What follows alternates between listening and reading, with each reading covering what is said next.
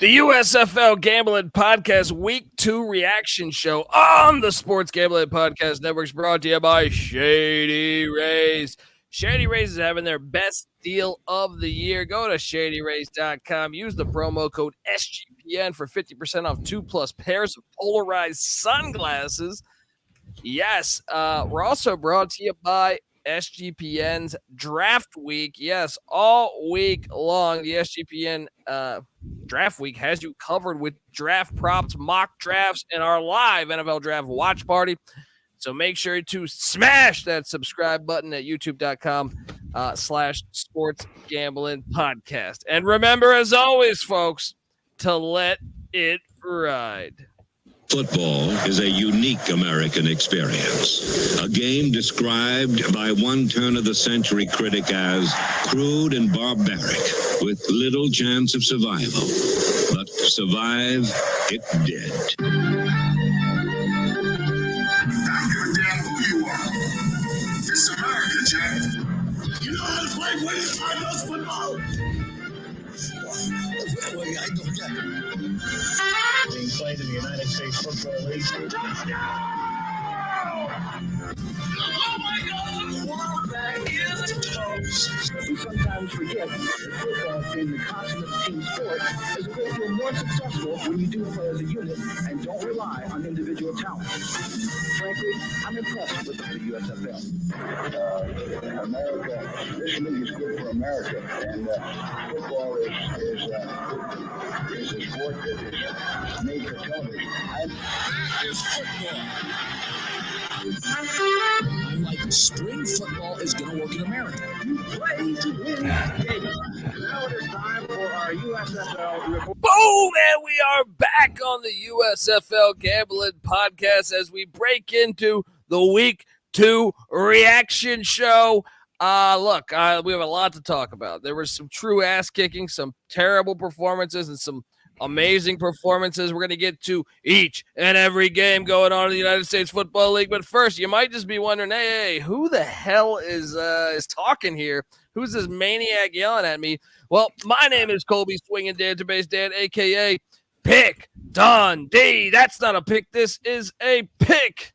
He was raised in the land down under, where a man thinks on his feet, speaks with his fists, and lives by his wits.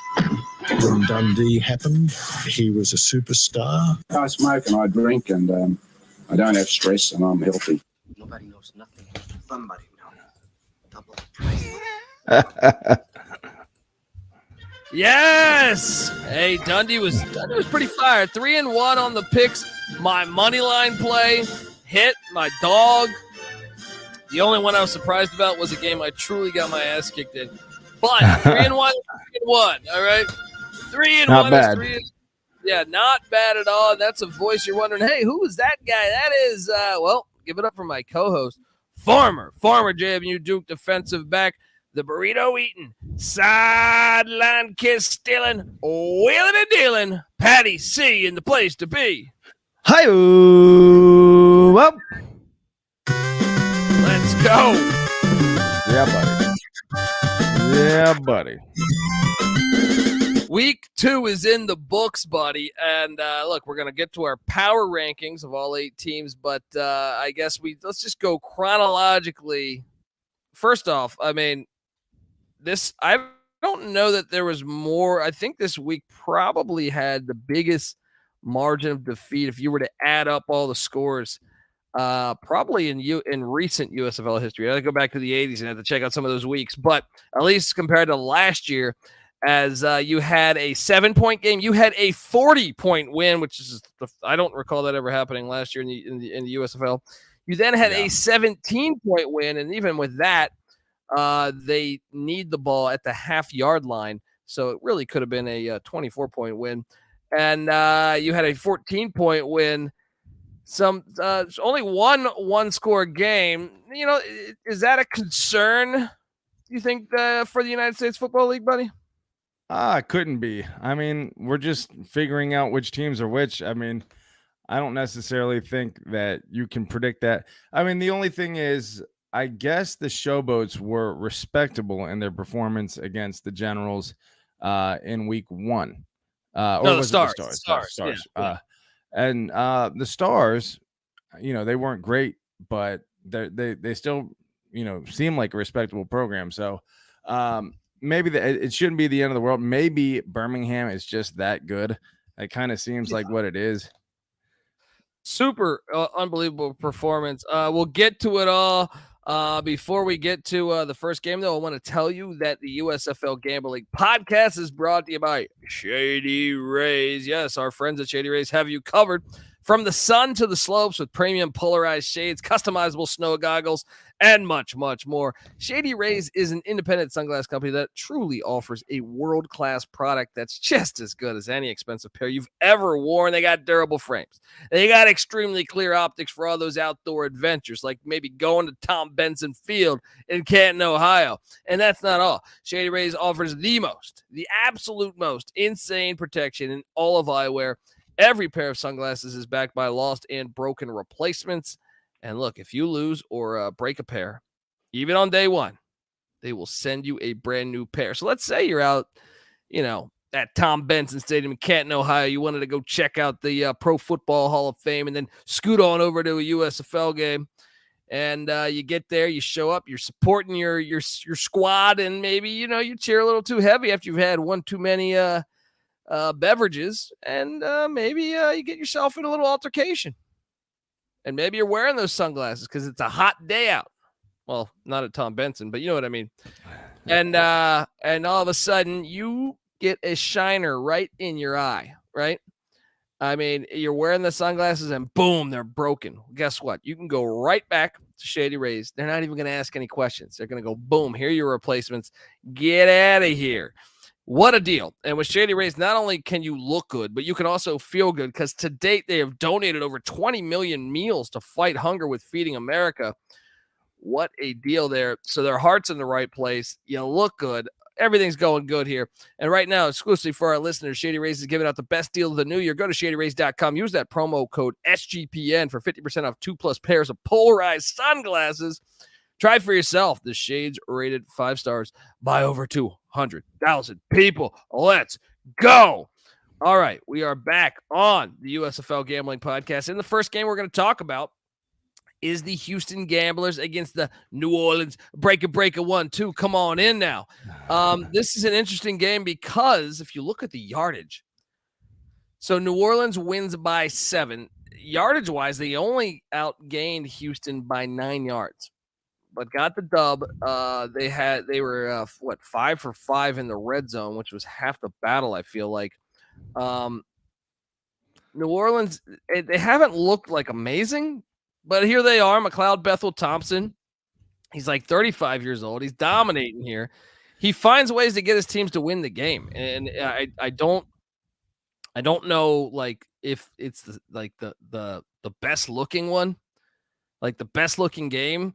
Like their offense doesn't look really fluid to me at times, but they got it. Like they get wins. So well, they're not afraid of the check down.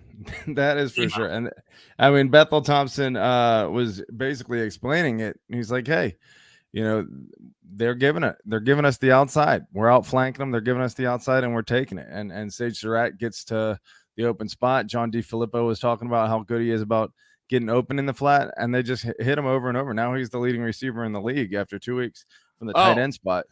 And I hope you listen to our DFS show because, look, I didn't hit for money because Josh Love, and then I started the wrong running back. But we did give away Sage Surratt, and then we also gave away Jay Sternberger, 2 really good value plays. But you're 100% right. But they find ways to win this, to win these games so far. So they're 2-0. They might not look like, one of the best teams in the league, but hey, just keep winning. I mean, that was a competitive game. You have to be happy with that, especially at 9 a.m. on a Saturday. It's like for us West Coasters, noon. I mean, that is an amazing thing to wake up to watch good football, competitive football too. I mean, the game itself had a pretty even, like you mentioned, rushing and passing yardage stats. Bethel Thompson 251 and Kenji Bahar 266, and then rushing West Hills had 110, and Pledger for the Gamblers had 94. So, both have. Now, I guess you could say the big difference was Kenji Bahar throwing 3 picks. Yeah. And Wes Hillis came out of nowhere because we were talking about Anthony Jones playing him. But Bahar struggles. I'm surprised they didn't go to sign Kyle Sloter. I saw some people said it was funny. Someone tweeted like the league fixed it so Birmingham could get Sloter. No, they could have signed Sloter the week before. Birmingham didn't know until Jamar Smith got injured that they needed a quarterback. So Pittsburgh and Houston could have signed Sloter for the past month, and they didn't. So how great was it that on our podcast on Friday, we were pissed off that they hadn't that no one had signed Sloter. I even said the Stallions should sign him, and then boom, we get done with the pod.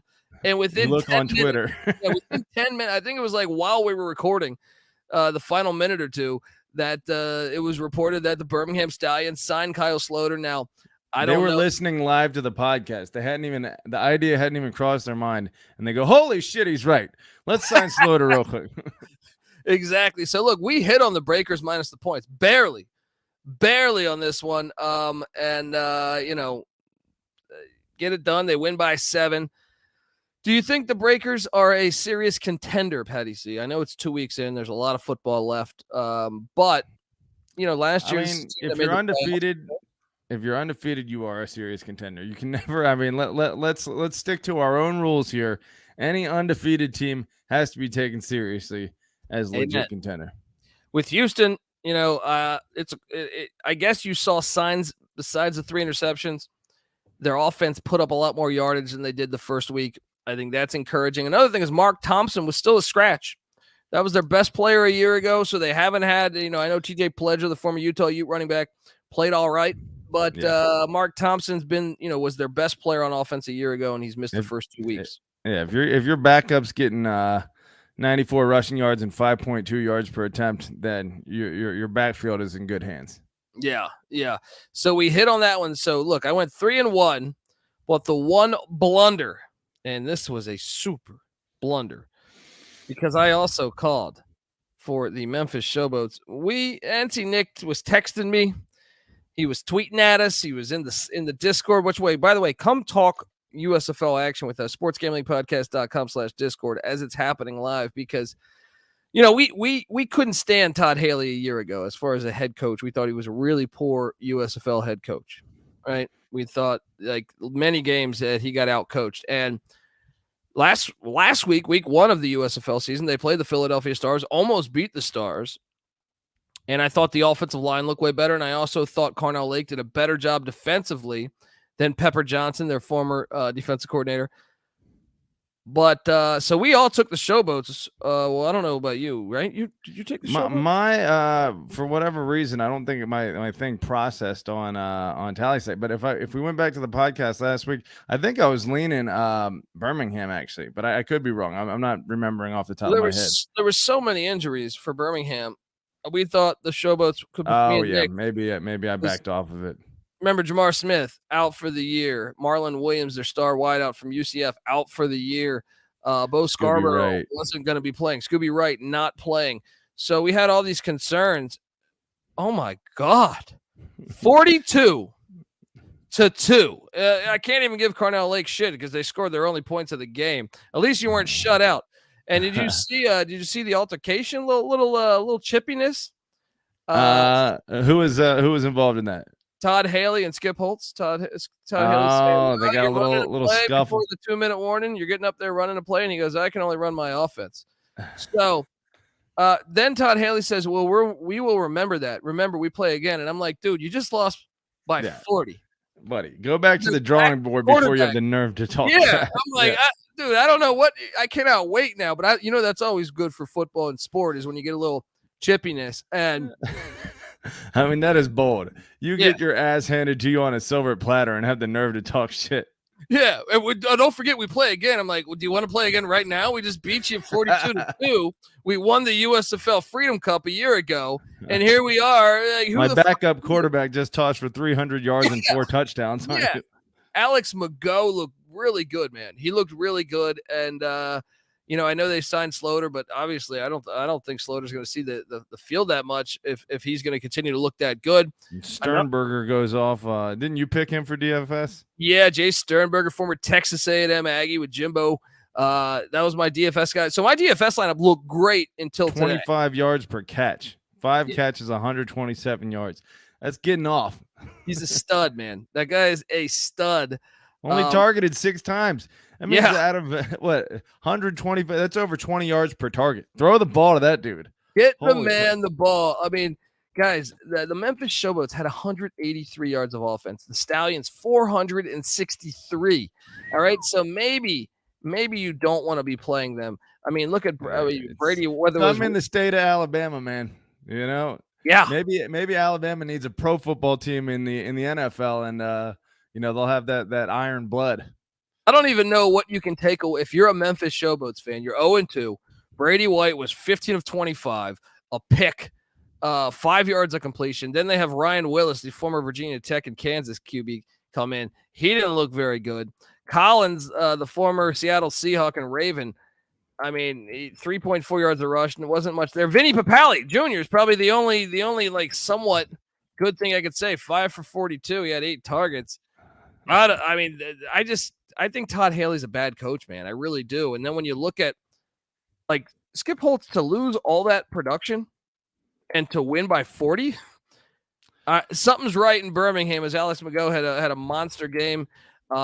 I know CJ Marable had a solid game, and White was a week early on Marable. He didn't do much for me week 1, but then he goes off and has a decent game this week. So I finished dead last in DFS for the second week in a row, struggling. Thaddeus Moss, Randy Moss's son, had a touchdown for the Birmingham Stallions. Yeah, what an ass kicking. I mean, dude, that's easily the biggest blowout in recent USFL history. I'd have to go back. I should do that throughout this week.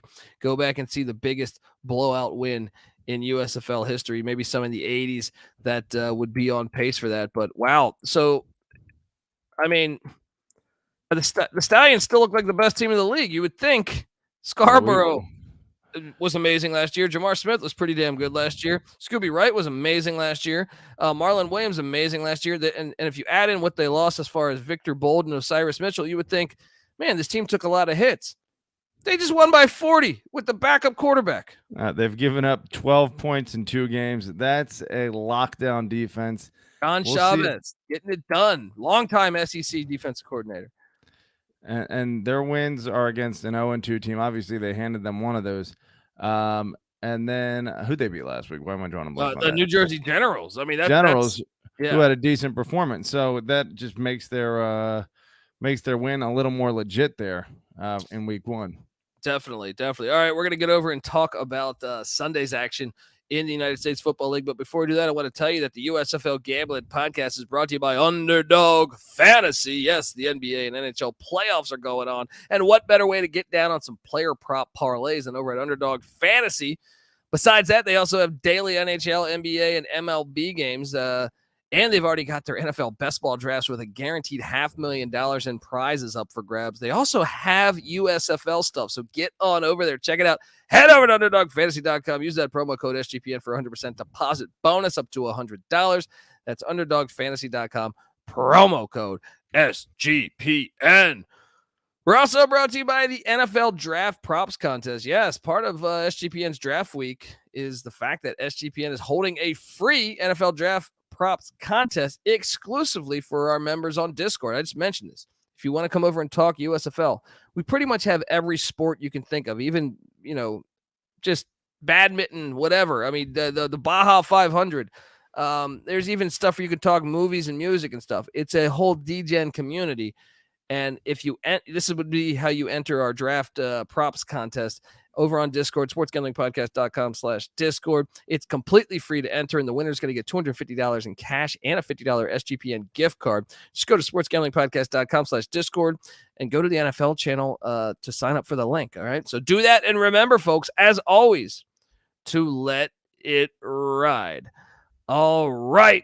We are back on the USFL Gambling Podcast, and Patty C, I really like today's games. Something about Tom Benson Field pops better on TV to me. It's beautiful, even with the empty stadium. Yeah. And I'll say this: I'm getting actually, well, we harped on it for a long time about the aesthetic of like an empty stadium when the pandemic hit. Yeah. It's not as big of a problem to me, just because like I feel like I'm watching for the game of football, and I'm watching what is a developmental league, and so if I look at it from that standpoint, there's actually almost something cool about less people there, and just you're watching like an intense scrimmage almost, but obviously it's in game format, but it makes you focus on the game itself, as opposed to, now would I go for a crowd? Obviously crowds are fun. Yeah, I mean that's the one advantage. But I mean, I agree with you. Football, But it's not taking away from it as much. And when I'm getting used to it, it's not a negative for me anymore. It's like, okay, this is like, a crowd is less important. I mean, I agree with you, but I still say that like the one advantage that the XFL, I think the USFL has a lot better teams than the XFL. But the one They thing, definitely have better crowds. Definitely have better crowds the than the DC and XFL. St. Louis crowd were fantastic, but St. Louis plays in a dome. Part of the viewing experience to me sucks when you see games in a dome, as you well know. But one of the things that pops to me on Tom Benson when I watched both those games today, something about the way it looks. The Looks grass, better. would you say? Yeah, it looked better than Birmingham. It looked better than Memphis. It looked better than any other field that I saw. I really enjoyed both those games today. Well, you're getting that rich, northern grass. Like wine grows better in the north. You got it's the cool nights, the moist nights, and the sunny days. I don't know what the hell I'm talking about, but I'm just trying to come up with a reason. Maybe they just use a different grass. Maybe it was also I like the uniform matchups. All of it just was visually appealing to me. I was watching, all this in my house. I'm just sitting there like, this one it just looks perfect to me. But let's talk about the game some, because me, NC Nick, I think yourself too, we all were like, dude, what is this line? This is an overreaction. The Generals are a really good team. They actually outgained Birmingham by a substantial amount week one.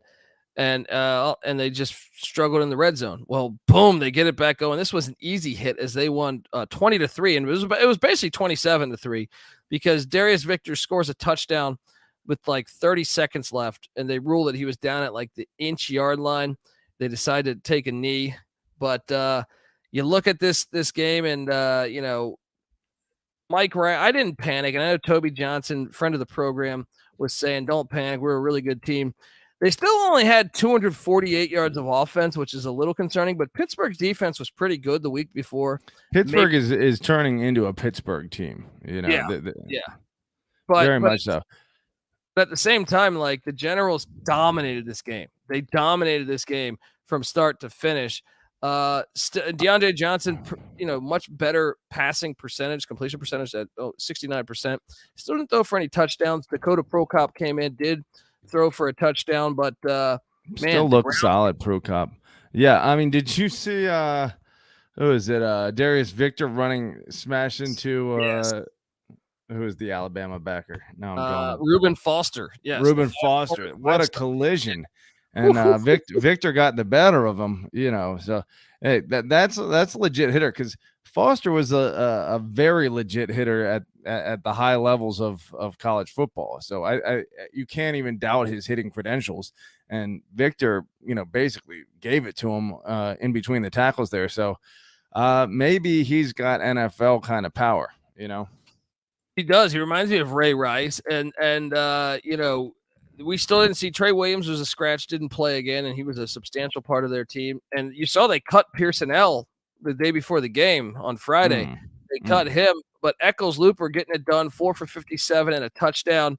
I think this offense is going to be fine. I think, if anything, last year the Generals started off, they lost the opening game to Birmingham and went 0-1, but then they won 9 straight to go 9-1. We see that again. Yeah, exactly. I mean, the loss to Birmingham, and you're right, that the fact that they basically scored a touchdown that for whatever reason wasn't counted, even though they reviewed it and it was clearly a touchdown, and the fact that they went for it deep in Birmingham's territory and came away empty-handed. instead of going for 3. It's like, hey, they were pretty darn close. And then Birmingham's performance this week says, hey, maybe these are the class of the there would be some that would argue that the Generals were better than the Stars last year.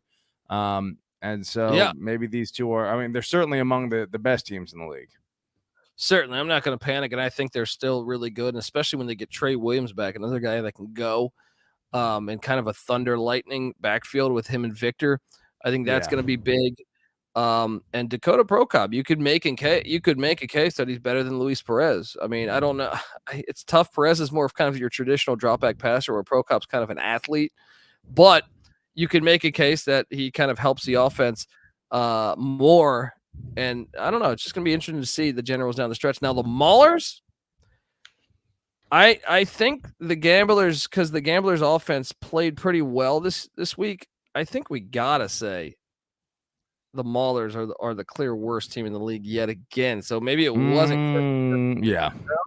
I mean, it's close. The Showboats had such a bad performance in week 2. That's fair.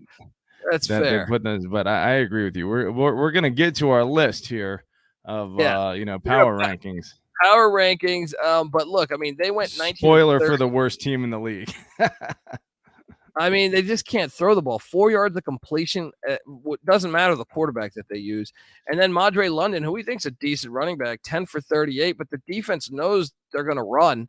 So they really can't get anything going in the passing attack. It's just bad. It's bad. And I don't know. It'll be interesting to see, as the season prolongs. I want to double check.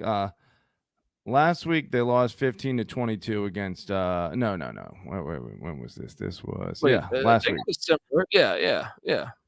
15-22. But they got a defensive touchdown and a punt return. So they still haven't scored an offensive touchdown through 2 games. I mean, it's almost incredible. They're the worst team, dude. It's a problem. I know you're a Pittsburgh guy. I know you love the black and gold and the yellow and gold, whatever. But well, I'm gonna it's just there has never been, and I'm glad for it. I am glad for it. This is what has to happen. Is at least they are discovering what it is to be a Pittsburgh football team. That's something the Steelers abandoned a long time ago. Here they are, dead last in the league in rushing and one of the worst.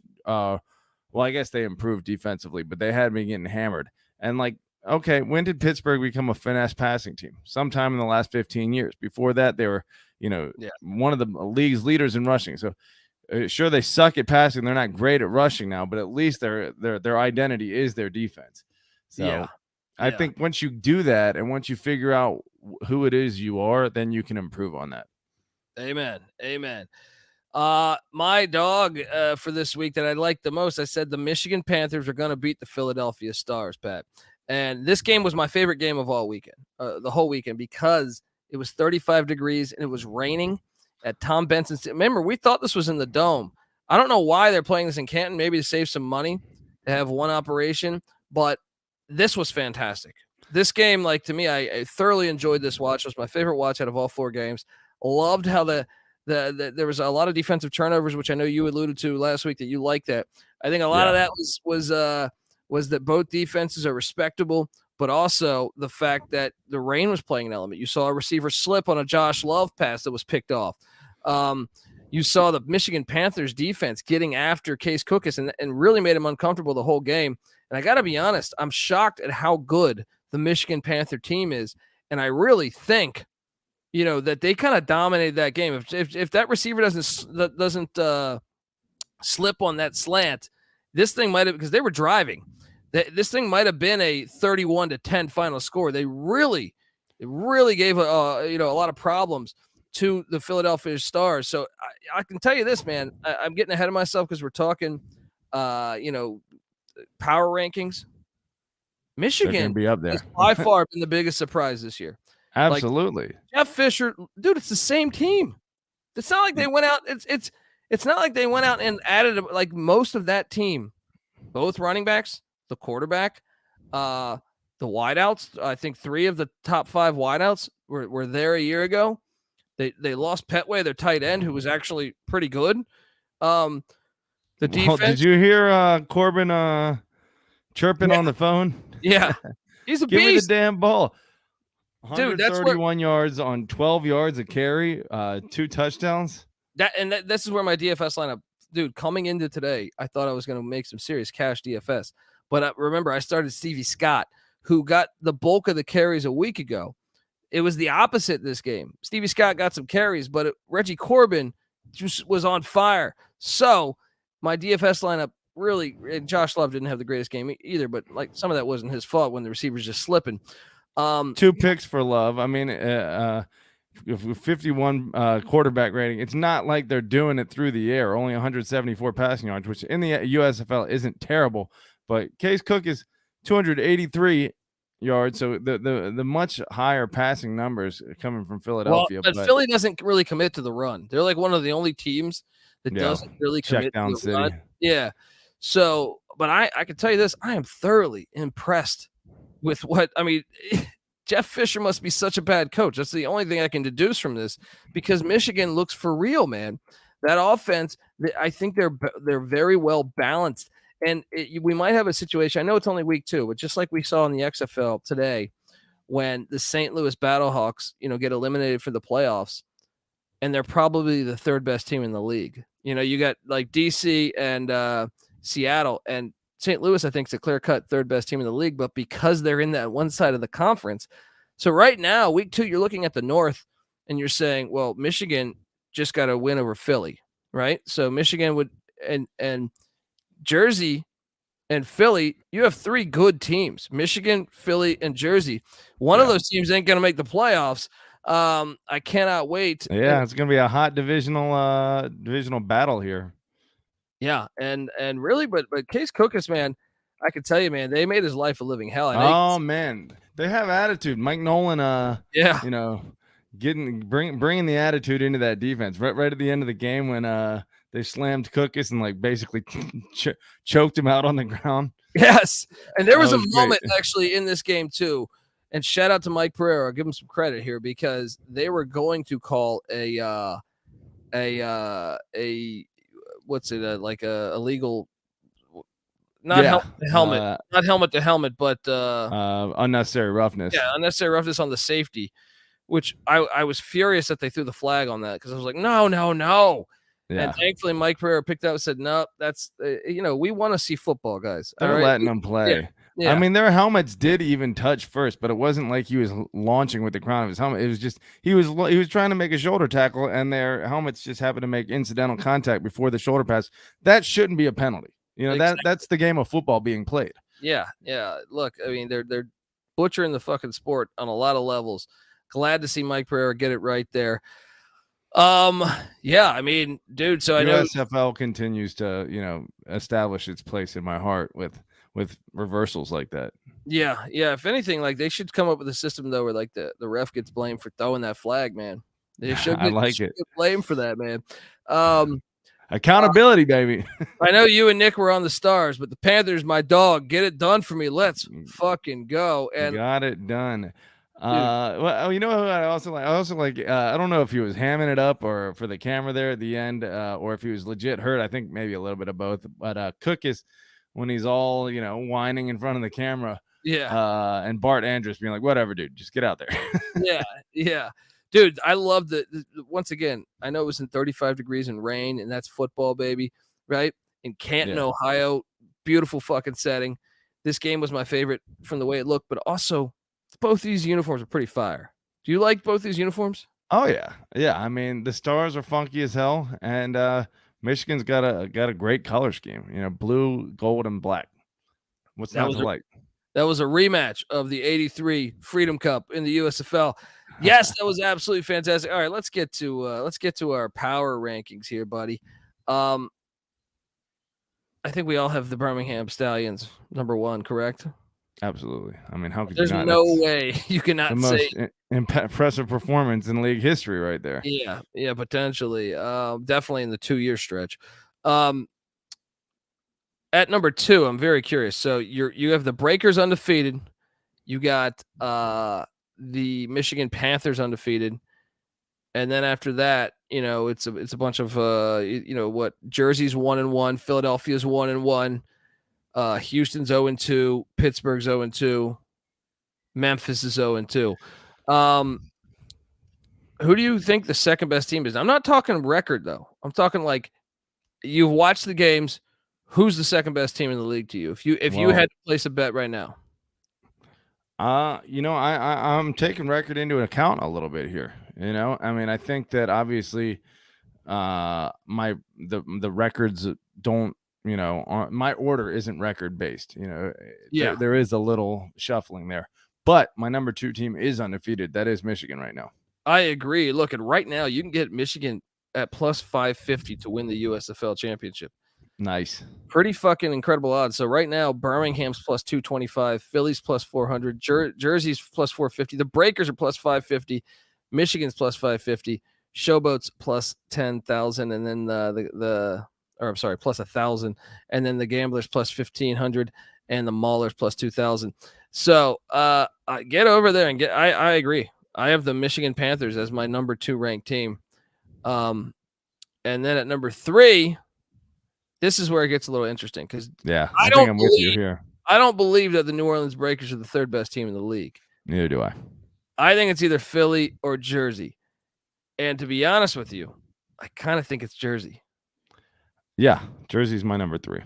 They're my number 3 as well. My number 4 is actually Philly. I actually have the Breakers over Philly right now.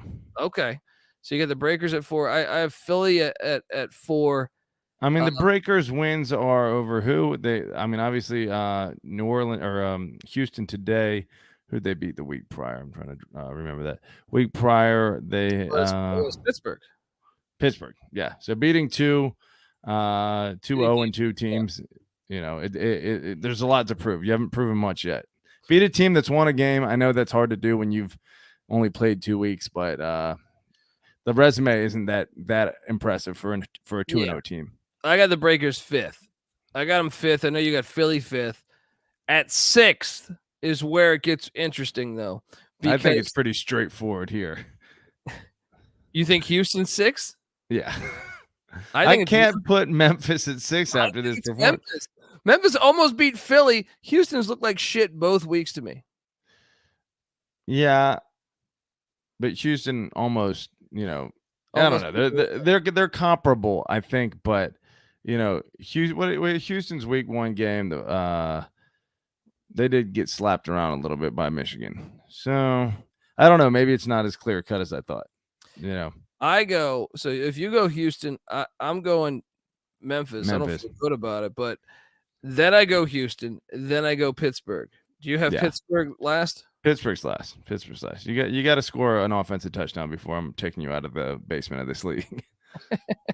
Yeah, exactly. Rule of thumb: you're the worst team until you score a real point.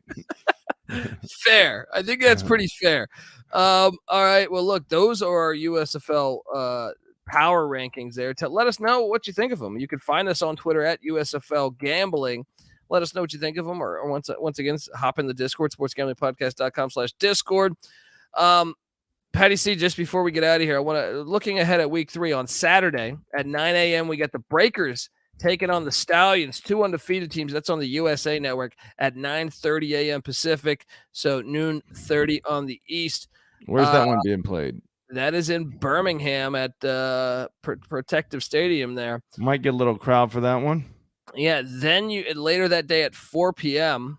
in Memphis, Tennessee, you get the Showboats and the Gamblers. Someone's winning a game.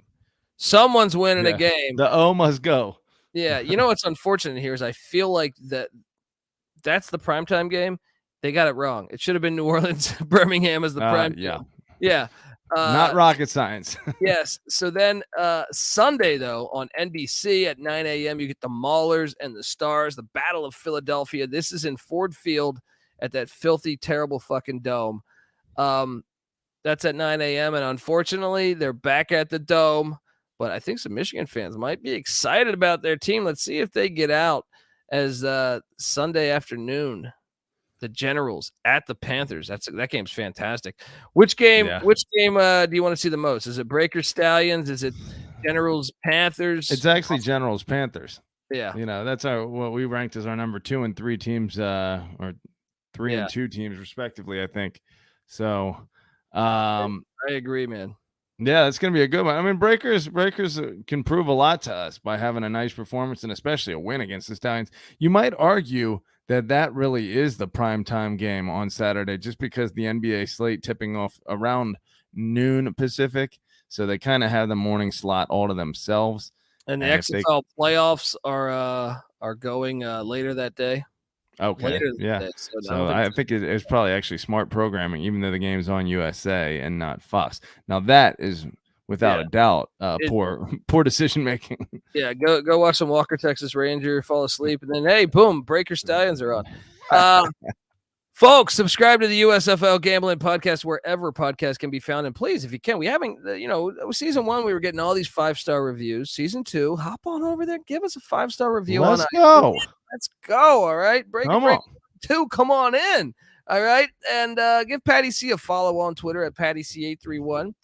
I'm on Twitter at TheColbyD. And once again, the USFL Gambling Podcast is on Twitter at USFL Gambling. Subscribe, tell a friend, and give us a follow there as well. And look, get the SGPN app for free in the App Store and Google Play Store. That thing, I mean, there's plenty of USFL and a lot of spring football content out there for free for you to read. Just grab that. And also, the Discord, sportsgamblingpodcast.com/Discord. I think you'll dig it all. Let's go. All right. Until so later in the week, you will have us breaking down. So probably, I think we're talking about a possible Friday show here. Either Thursday or Friday this week. Thursday, we have the NFL draft. We're doing a big thing at the SGPN headquarters. So Boom. not sure we'll have time. It might be a Friday morning show or Friday afternoon show. So folks, make sure you check us out there. Give us a follow. If you're subscribed on YouTube, you'll get a notification for when we set it up. Until next week, or until Friday, I should say. This is the USFL Gambling Podcast. You better start thinking about yours. And we out of here. Run and shoot. We can really run and shoot. And the whole team's looking and the whole world's looking with the gamblers. Run and shoot. We can really run and shoot. And you know